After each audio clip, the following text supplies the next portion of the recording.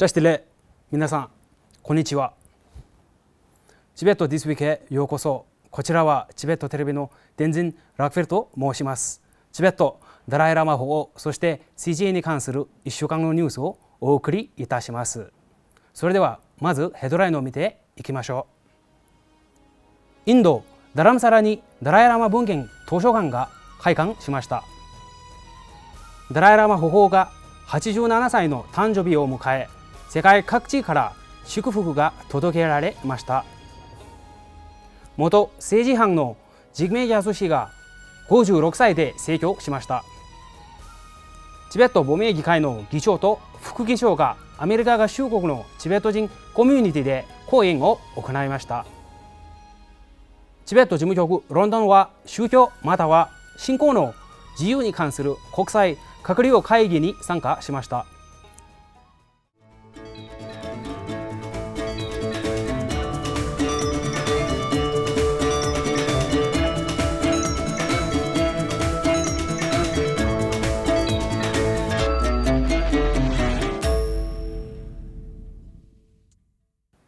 7月6日水曜日の朝、ダラムサラにダライラマ文献図書館が開館しました。ダライラマ法王は落成式に集まった人々に学校や僧院を設立し、チベットの言語、文化、伝統を維持かつ繁栄させることの重要性を強調されました。この図書館の目的というのは、法王の教えを保存し、人々がそれに触れることができるようにすることです。この図書館は歴代のダライラマ法王の教えも保管しています。法王に授与された数多くの書の記憶もここに集められ、展示される予定です。このプロジェクトは法王の人生と遺産を研究したい人々のための資料を収集することを意図しています。建設は2017年に始まり、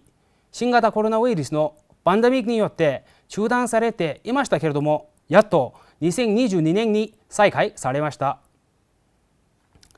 ダライラマ法王は7月6日水曜日、87歳のお誕生日を迎えられ、世界各国の指導者、著名人、一般市民からの祝福が相次ぎました。ダラムサラでは当日の朝、本山ズーラガンの中庭では CGA 主催の祝式典が催されました。ヒマチャルプラデシュ首相のシリ・ジェラム・タクル氏が再会の挨拶を行い、ダライラマ法王へのメッセージを述べました。式典にはギャプチェ・ガンディン・ツリー・リンポチェ、チョナン・ギャルツプ・リンポチェ、ヒマチャルプラデシュの新林大臣のラケーシュ・パタニア氏、インターナショナル・キャンペーン・フォー・チベットの会長リチャード・ゲア氏、そしてイタリアの元議会議員ジャーニ・ワレッティなどの著名人らも出席しました。来賓らはダライラマ法王に敬意と感謝を捧げ、チベットの大義に対する継続的な支持を改めて表明しました。ペンバスリン出席大臣からは内閣の公式声明が発表されました。この声明はダライラマ法王が亡命先のチベット人教職や教育機関と僧院の基礎を築き発展させ、チベットのために奮闘し、チベット問題の解決に不断の努力を払っていることを国民に想起させるものです。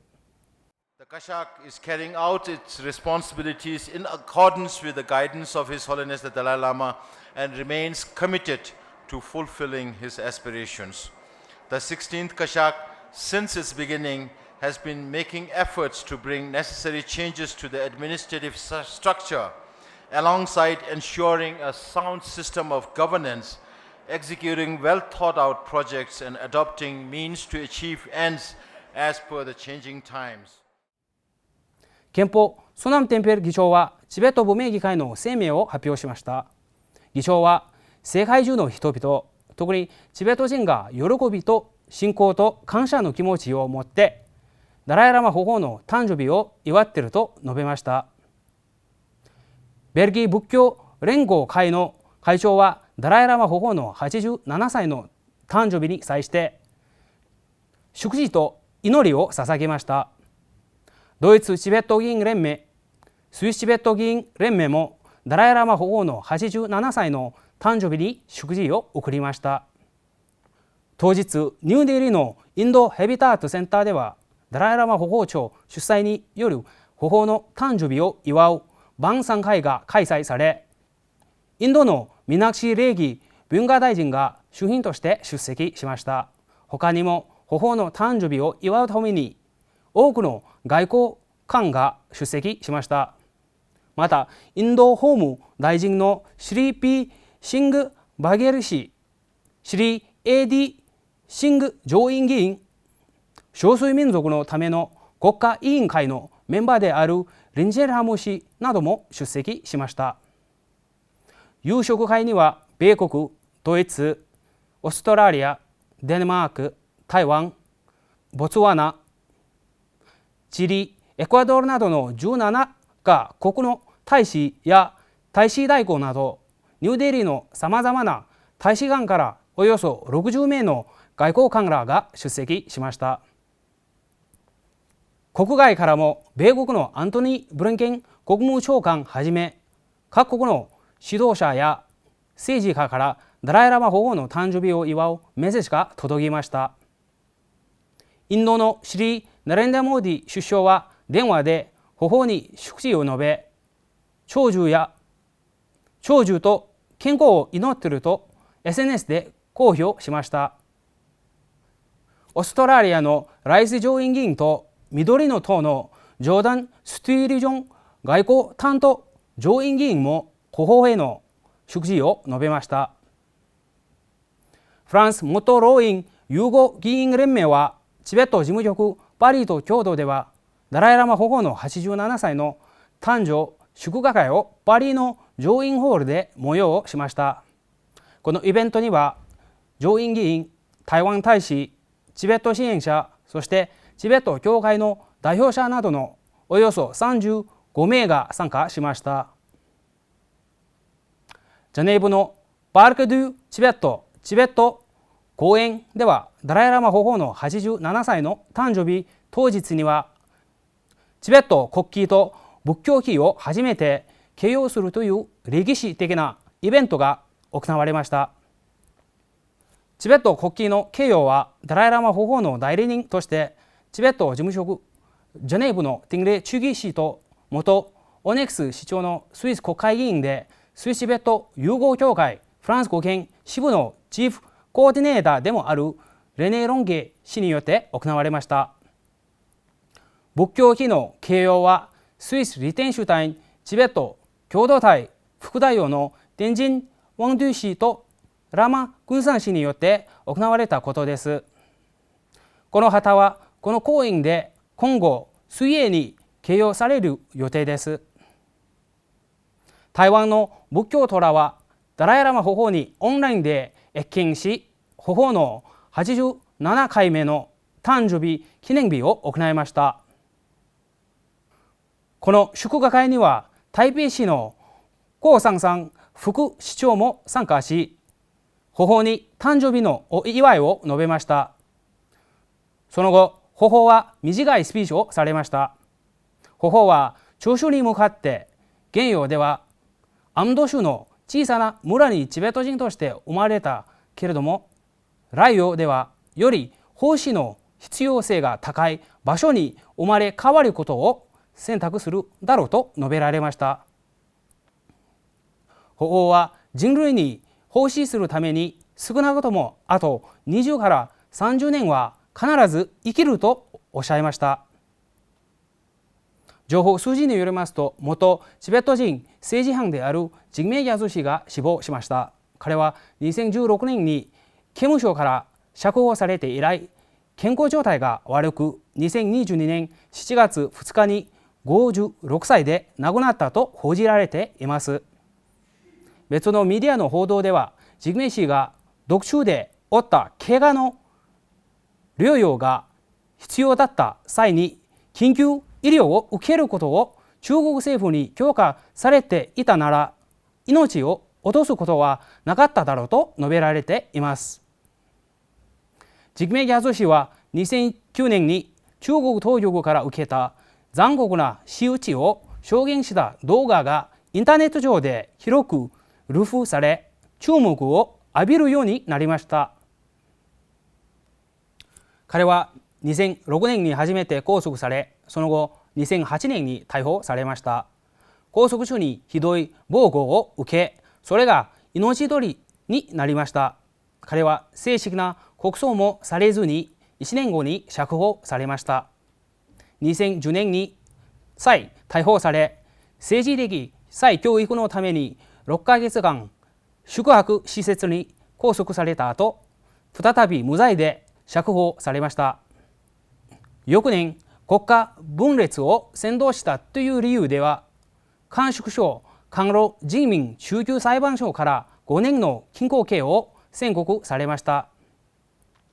2016年10月26日の釈放後、中国当局は彼の家族に対して出生祝いの会を開催しないよう警告していました。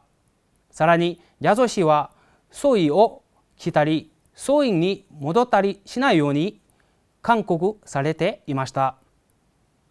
彼の出身地はチベットの伝統的な州である安堵甘粛省の江南チベット自治区三中県